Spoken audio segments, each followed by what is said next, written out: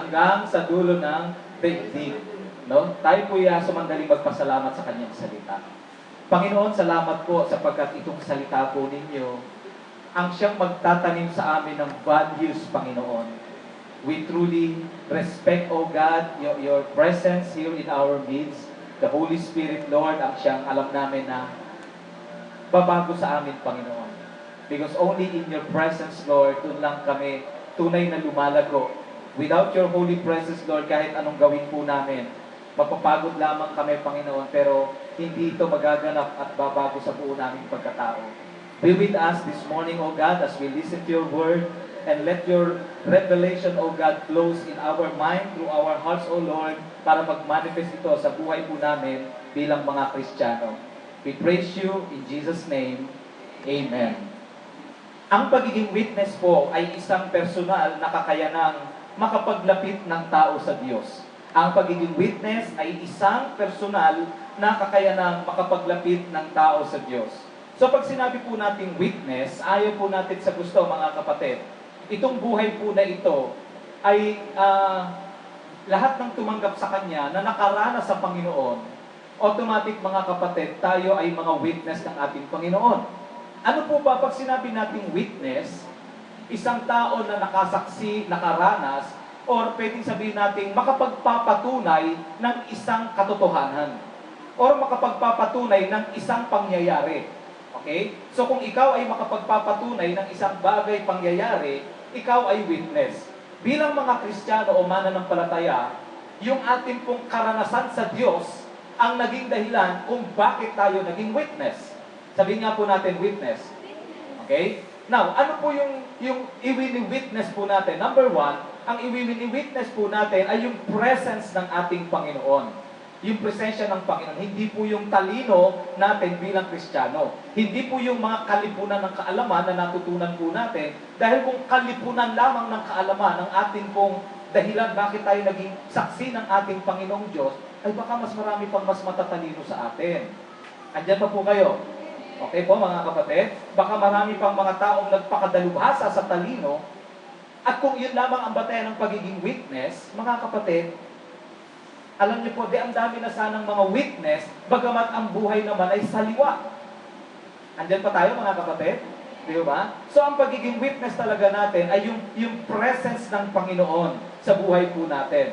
Without the presence of God, walang totoong pagbabago na magaganap sa buhay ng isang Kristiyano. Pwede, panlabas na pagbabago. Pero yung panloob, wala po. Okay? So mga kapatid, may mga tao na nagnanais na lumapit sa Diyos. Kaya lang, nalilito sila sa bawat nakikita, nadidinig at nararamdaman sa atin. Okay? Ano po ang ibig kong sabihin? Bilang mga Kristiyano, mga kapatid, every time na titingnan tayo, kasi alam naman nila alam nila na ikaw ay Christian, paglinggo ng umaga, alam na nila automatic nakabihis ka at pupunta ka ng simbahan. Kaya lang kung minsan, nalilito yung mga kamag-anak natin, nalilito yung mga kapitbahay natin, at kung minsan nga, pati yung kasama mo sa church, nalilito rin. Kasi, Kristiyano nga ba ito? Bakit kung makapagmura ang lutong-lutong, parang chicharon? Parang, ano ba yung chicharon na masarap? Yung lapis chicharon? Di ba? Nakatikim na kayo ng lapis chicharon? Di ba? So mga kapatid, nalilito ang paligid po natin. And I believe, mga kapatid, there are many people like us na maraming mga pinagdadaanan, sugatan, ang daming question, at naghahanap tayo ng mga tao na magpapakounsel ako. Naku, dito siguro baka mabago buhay ko. Kaya lang kung lalapit na sa'yo, nung nakita yung buhay natin, teka lang, ba't parang pareho lang kami? Andyan pa ho kayo, mga kapatid? Di ba? So it is very important na maging malinaw sa atin ang ating pagiging witness. So para maging makapangyarihan ng witness o ang testimony ng isang Kristiyano, may dalawang bagay na nagbibigay ng kapangyarihan. At ito yung pinag-usapan natin last 2 weeks ago. Dalawang bagay para maging makapangyarihan ang ating patotoo bilang Kristiyano. Number 1, kapag nagpapatotoo na tayo na ang mga lumalabas sa bibig natin ay ang salita ng Diyos, the Word of God. Anong ibig kong sabihin, mga kapatid? Yung bang, pag meron may taong problema, na yung mga pinanggagalingan na sinasabi mo ay galing sa salita ng Diyos. Ay, alam mo kapatid, may pagsubok ka. Alam mo, magalak ka kasi, alam mo, sabi ng Bible, kapag sinusubok ka, pinatatatag ka. At yung katatagan mo, nagdudulot yan ng katyagaan. At yung katyagaan mo, nagdudulot yan ng pag-asa. Kapag may pag-asa ka na, masaya ka na. Bakit? Kasi may nakikita ka ng pag-asa eh. Alam niyo po, mga kapatid, huwag po nating i-take na literal yung sinasabi ko. Pag sinabi kong literal, yung para bang ito, ang lagay, kada magsasalita ko, may verse and chapter sa Bible, o kakain na tayo. Okay, ang sabi dito sa kabanatang ganito at verse, kakain na tayo. O, ang sabi sa sa aklat ng ganito, kabanata 3, talatang 5, mag-toothbrush na tayo. Hindi naman gano'n na talagang lahat ay may... Pero ang ibig kong sabihin, yung prinsipyo, yung mismong salita ng Diyos, mga kapatid, yung pinaka-values na iniiwanan natin, nasa Bible na mismo, mga kapatid. Hello? Alam niyo po, meron akong kausap na may nadinig po akong isang pastor. Siya po ay nagpunta sa isang samahan ng mga leaders sa ating bansa. At meron po siyang nakilala doon ng mga leader na, alam niyo po yun, yung parang sinisimulan pa lamang nilang abutin. Sinisimulan pa lamang nilang share ng salita ng Diyos. Pero ang sabi ng pastor na ito, alam mo pastor, yung mga tao na pinupuntahan ko, napaka-biblical nung sinasabi nila. Anong ibig sabihin ng napaka-biblical? Nung meron daw kaaway, magpatawad ka. Huwag mabigat ang loob mo kapag may halimbawa may nangangailangan sa iyo. Huwag mabigat ang loob mo sa pagtulong sa kanila. Alam niyo, yung mga lumalabas sa bibig nila, wala mang aklat, wala mang kabanata, wala mang kapitulo, no? Pero halatang-halata mo, nasa Bible ang sinasabi nila. How much more tayo, mga kapatid, hindi natin ginagamit ang salita ng Diyos para masabi, mga kapatid, na tayo'y makadiyos. Ang sinasabi natin, mga kapatid, ang salita ng Diyos ay buhay na bumabago sa ating pagkatao.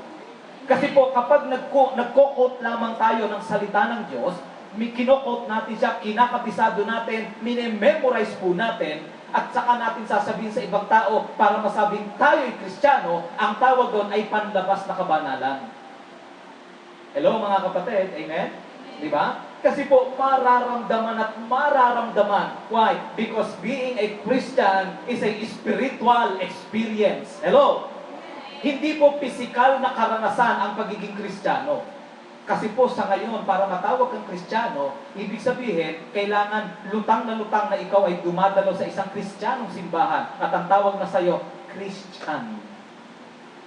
Di ba? O kaya naman, pag tinanong ka, saan ka nagsisimba? Sa ganito. Bible din ang binabasa niya. Christian. Diba? Pero mga kapatid, ang sinasabi po ng Bible, ang tunay na pagiging Kristiyano, ito ay isang spiritual na karanasan. Amen? Isang spiritual na karanasan. So ang sinasabi po natin, mga kapatid, muli, no? Yung pagiging witness po natin, nalilito ang maraming tao. So number 1, para maging makapangyarihan, let the Word of God. So ano po yun? Yung devotion po natin, yung Bible reading po natin, huwag nating pagsasawaan. Hindi natin namamalayan ang mga sinasabi natin ay umaayon na sa salita ng Diyos, unti-unti. Ilan mo sa atin dito, nung kayo po ay nagkaanak, di ba? At kayo po ay habang lumalaki, ang salita ng anak nyo Inchik. Pero Tagalog kayo, Pilipino. O, di ba wala naman ng ganon? Di ba? Di siyempre, kung ano ang nakakamulatan, kung ano ang nadidinig, kung ano ang naitatanim sa isipan ng bata, sa puso ng batang yon, iyon ang kanya nagiging pagkatao. I believe, mga kapatid, that every time we do our devotion daily, that we read the Bible daily, hindi natin namamalay, hinuhubog na tayo niyan, mga kapatid. Minsan nga may nagtanong, naku, nababago sila. Hindi dahil pumupunta sila sa church na ito kaya nababago. Nababago ang tao dahil sa salita ng Diyos, dahil yung bawat tao ay nakadeboto sa salita ng Diyos. Ang bumabago, mga kapatid, ang salita ng Diyos, hindi ang grupo ng mga reliyon. Hindi na kahit ang lugar na ito, hindi ito ang bumabago sa tao. Ang bumabago sa tao, ang salita ng Diyos. Okay? Once na nag-devote tayo, inasam natin, yung pag nagde-devotion ka, Panginoon, ano po yung gusto mong sabihin sa akin ngayon? Alam niyo, mga kapatid, kapag meron tayong tamang pananaw sa pagde-devotion, Lord, ano yung sasabihin mo sa akin? Alam niyo po, ang Panginoon, proven ko na po sa buhay ko, nagsasalita sa pang-araw-araw nating buhay. May problema ka sa personal mong buhay, may problema ka sa pag-aaral, may problema ka sa iyong pamilya, may problema ka sa iyong trabaho. Alam mo, magkaroon lang tayo ng tamang pananaw sa pagbabasa ng Biblia. Wow, mararamdaman natin nangungusap ang Panginoon. Hindi lamang siya pang utak, hindi lamang siya pang informasyon, kundi pang buhay talaga natin. So number 1, para maging matindi ang power ng ating witness, Word of God. Number 2, kapag tayo ay naging witness ng Word of God. So number 1, Word of God. Number 2, Word of God. Mga kapatid, alam niyo po, merong kanta, yung Count Your Blessing.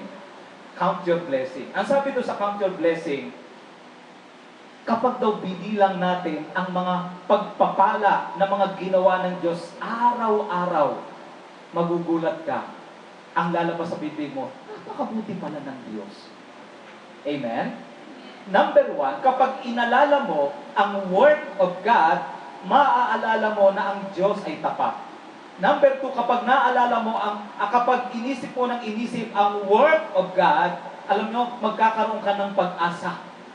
Bakit? Kapag may problema ka dahil kumikilos ang Panginoon, ay ilalapit ko to sa Kanya kasi ang dami ng ginawa ng Panginoon. Kapag lumalabas sa bibig mo, mga kapatid, ang Word of God, ang mangyayari kapag may tao kang kausap, nauuhaw sila. Hello? Diba? Kapag ang mga itinetestimony natin ay Word of God, alam niyo mga kapatid, sasabihin ng tao, totoo kaya yun? Nagkakaroon sila ng pagtatanong sa kanilang isipan. Nagkakaroon sila ng uhaw. Bakit? Kasi Word of God. Kaya lang imbis na Word of God, ang inaano natin yung word ng kapitbahay natin. Ano, hindi si kumari na. Ako yung isa.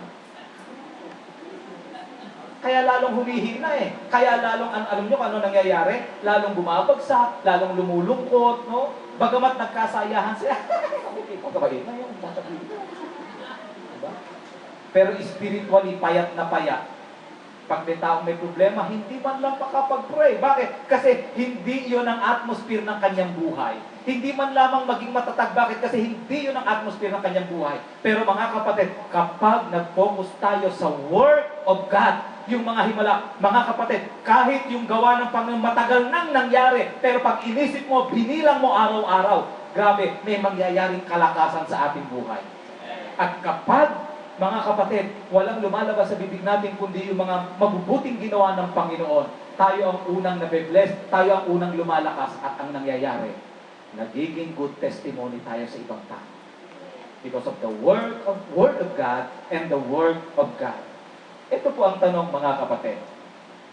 Paano tayo magiging witness para sa Diyos? Okay? Para saan ba tayo magiging witness? Siyempre, para kay Lord. Pero sa pamamagitan ng 4 na bagay. Mga cell leader, please prepare. At ito po yung pag-uusapan natin. Ano? By the way, gumawa na po ako dito ng cell group outline. Lahat po ng mga cell leader po natin, tingnan niyo po ito. Kasi andito po yung paraan kung paano natin patatakbuhin ang ating cell group. Okay? Kasi gusto po natin may one pattern po tayo ng cell group para pare-pareho po tayo. Napakaganda po dito mga kapatid, gamitin po natin. Okay? So paano tayo magiging witness para sa Diyos? Para sa Diyos. Okay, number 1, sa pamamagitan ng ating buhay. Sa pamamagitan ng ating buhay. Alam niyo po mga kapatid, ang sabi ng Mateo 5:16, tingnan po natin yung kasunod. Mateo 5:16, ang sabi diyan, gayon din naman, dapat ninyong pagliwanagin ang inyong ilaw sa harap ng mga tao upang makita nila ang inyong mabubuting gawa at papupurihan ang inyong Ama na nasa langit. Ito po mga kapatid, alam niyo po, yung buhay po natin, yan po ay pwede natin gamitin para maging saksi tayo sa kabutihan ng Diyos. Para maging saksi tayo na ang ating Panginoong Diyos ay buhay. Anong ibig sabihin ng magiging saksi tayo sa pamamagitan ng ating buhay? Alam niyo po yung ganito. Nakakita na po ba kayo ng isang tao, pagamat may problema, hirap sa buhay, pero pag nagsalita, laging may pag-asa, okay na, andyan naman ang Panginoon, sige tayo. Kakain na ang ulam nila tuyo. Ilabas na yung relyenong bangus. Hello? Di ba, no? Yung mga Pag ang ulam niya, halimbawa tubig at sino, ilabas na yung bulalong kanin. Diba? Diba ang saya-saya? Bakit mga kapatid? Alam niyo mga kapatid, ako po sa totoo lang, may mga nakita po akong ganyang mananampalataya. Mahihirap po sila, pero dumadaan sila sa mga pagsubok, pero ang mga pananalita nila nakaka-bless. Pwede tayong maging saksi sa pamamagitan ng ating araw-araw na pamumuhay. Amen mga kapatid? At huwag ka. Nakakita din ako ng mga taong sobra ang yaman, napakayayaman mga kapatid, pero ang bibig nila napakamapagpakumbaba. Hello? Hello? Alam niyo na, marami na po akong nakausap ng mga taong mayayaman, mga kapatid po natin, at kahit po mga artista. Madalas po dumidikit ako sa mga artista kasi ako, mukhang din artista. Boom! Diba? Hindi ako si Budoy. Sige na nga. Alam niyo po mga kapatid, ito po, nakausap ko po sila Brother Widen King, yung may-ari po ng Anito Hotel. Grabe po, mga mayayaman po yung mga asawa niya. Pero alam niyo po, yung naikwento ko na to sa iba, pero ayan, ikwento ko ulit. Ito pong Anito Hotel ngayon, yung Kabayan Hotel. Nakikita niyo po yon, King's Hotel. Okay, kamag-anak po nila yung may-ari ng Sobo Hotel. Pero itong Anito Hotel, yung may-ari, nung naging Christian po siya, ipinasara niya po yun. Bakit? Kasi sabi niya, gusto kong maparangalan ng Panginoon sa buhay ko. Alam niyo, inayos niya buhay niya. Nalugi ng milyon-milyon ang kinalulugi buwan-buwan. Pero dahil inayos niya, dahil punong-puno ng pandaraya ang kanyang trabaho, sumisira ng pamilya, yung mga short time sa hotel.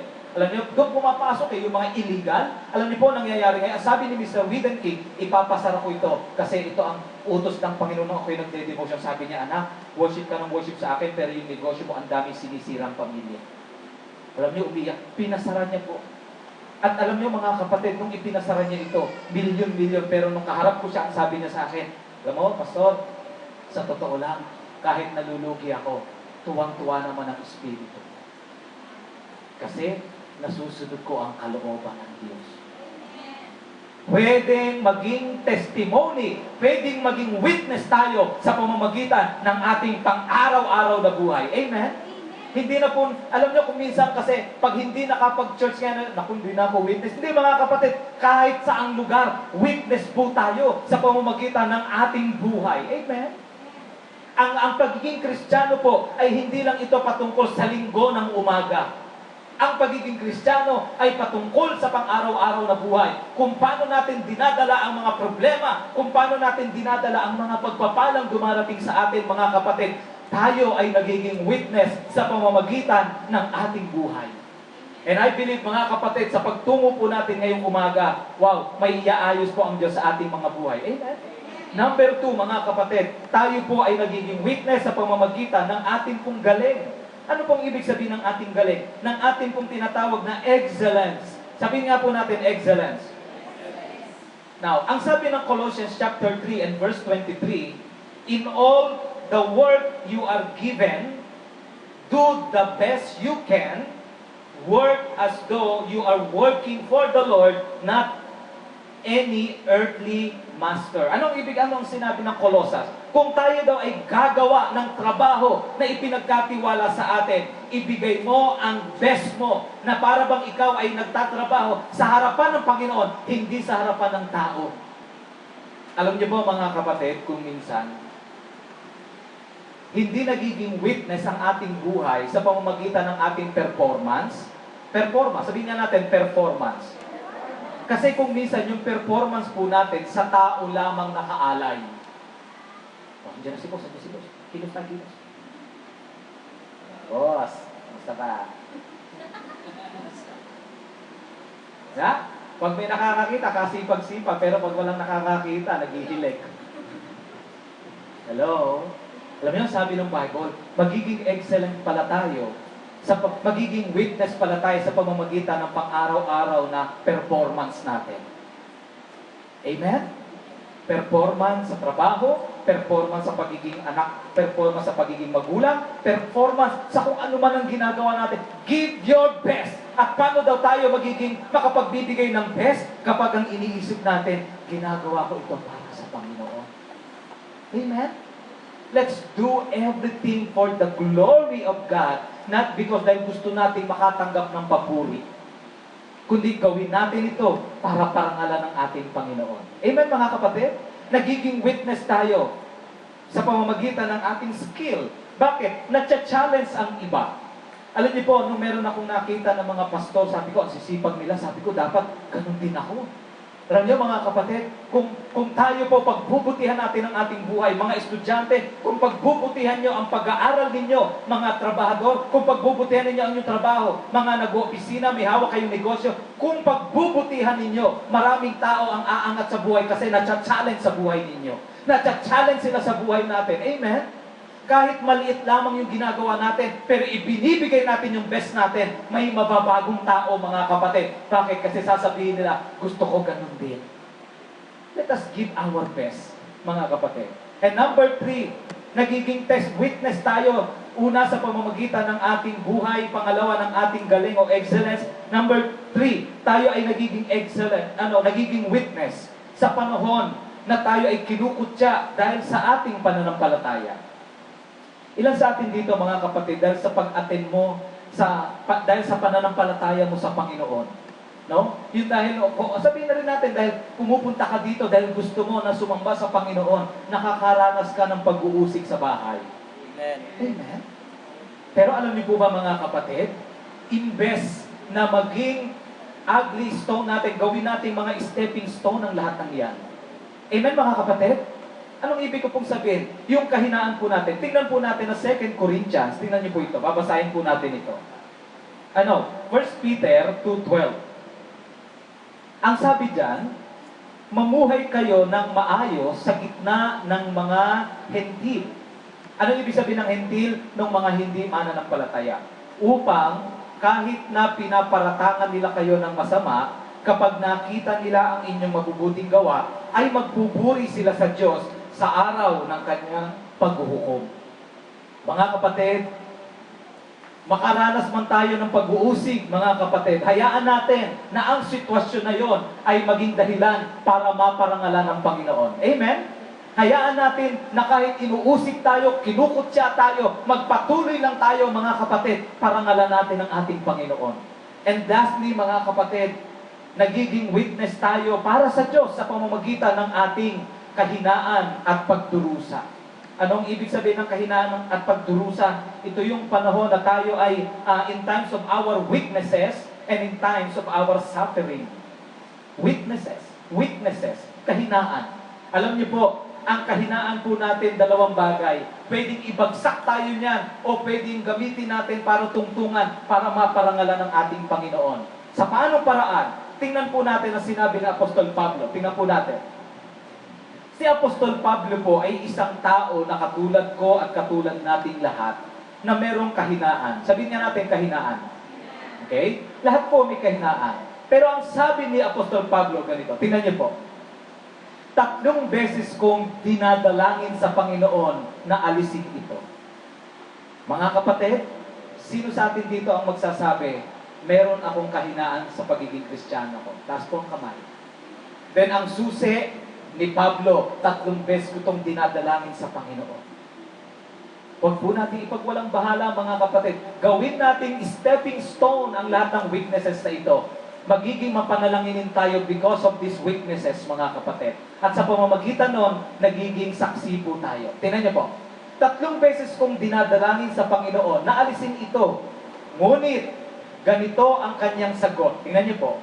Ang sabi ng Panginoon, ang pagpapala ko ay sapat sa lahat ng pangangailangan mo. And then next, lalong nahahayag ang aking kapangyarihan kung ikaw ay mahina. Kaya't buong galak kong ipagmamalaki ang aking mga kahinaan upang lalo kong madama ang kapangyarihan ni Kristo. Bakit sinabi ni Pablo na nagiging kalakasan niyang kahinaan? Sapagkat yung kanyang kahinaan, 3 beses niyang ipinapanalangin ito. Sa madaling salita, sa pamamagitan ng kanyang kahinaan, nagiging mapanalanginin si Pablo. Sa pamamagitan ng kanyang kahinaan, napapalapit siya sa Diyos. Amen? Sa mga kapatid, tingnan po natin sa ganitong pagkakataon. Kung minsan, halimbawa, nagputong, ako, ayoko na mag-church. Kasi ba nakakaya, ayoko na. Mga kapatid, imbis na idam ka ng kahinaan mo, 3 beses mong idalangin niya. At kapag, halimbawa, nakagawa ka ng masama, pero nagpatuloy ka sa Panginoon, nagpakumbaba ka sa Panginoon, kapag nakita ng mga tao yan, itong taong to talagang nagmamahal yan sa Diyos. Pero mo nagkamali na, umaahon pa rin, hindi lumalayo kay Lord. Amen? Mga kapatid, magiging patotoo tayo. Number 1, sa ating buhay. Number 2, sa ating galing, yung excellence natin. Pangatlo, magiging patotoo tayo sa pamamagitan ng ano daw yon? Ng ating mga pagkutya sa atin. Pang-apat at panghuli, magiging patotoo tayo mga kapatid sa panahon ng ating mga kahinaan at mga suffering. Tingnan natin yung kasunod mga kapatid ng verse na yon. Sige, next pa, next. Sige, pakibalik. Sabi dito, walang halaga sa akin kung ako may mahina, kutsain, pahirapan, usikin, at magtiis. Sapagkat kung kailan ako lalong mahina, saka naman ako nagiging malakas. Wow! So kahit pala tayo nanghihina, kahit pala tayo maraming mga pagsubok, pwede pala nating itaas ang pangalan ng Panginoon. Amen? Pwede pala tayo magbigay ng kaluwalhatian sa Diyos. Kahit ibinabagsak na tayo, kahit down na tayo, pwede pa rin tayo magbigay ng kaluwalhatian sa Diyos. Amen? At naniniwala ko mga kapatid, ano man ang pinagdadaanan natin ngayon, pwede kang magbigay ng luwalhati kay Lord. At kung ito ang nais mo, na sa buong buhay mo, kahinaan man, excellence man, sa performance mo, kinukutya ka man, o may pagsubok at pagdurusa, idinadown ka man, pwede kang magbigay ng karangalan sa Panginoon. Now, kung iyan ang nais mo, pwedeng tumayo ka sa iyong kinauupuan right now. Come on. Yes. Tumayo tayo ngayon, Lord. Pipiliin ko, Panginoon. Pipiliin ko na maging witness para sa iyo, O God. Pipiliin ko, Panginoon, na itaas ang iyong pangalan. Lord, whatever it is, Lord, na pinagdaanan ko sa buhay na ito, I choose to be a witness, O God. Lord, I will witness just to win more souls, Lord God, para sa iyo. Mga kapatid, ang sabi ng Bible, ang buhay natin ay parang isang bundok, parang isang syudad sa ibabaw ng bundok. Alam niyo po mga kapatid, kapag gabi, yung liwanag na yun, hindi pwedeng maitago. Hindi pa nila kung pipikit ka, syempre. Diba? Pero alam niyo, doon sa ibabaw ng bundok ng city, pag ikaw ay taga-baba, kapatagan, at pagtingin mo, ay, ba't ang liwanag doon? Ay, siguro may city doon. Hindi maitatago. Ganon-ganon daw ang buhay nating mga Kristiyano, mga kapatid.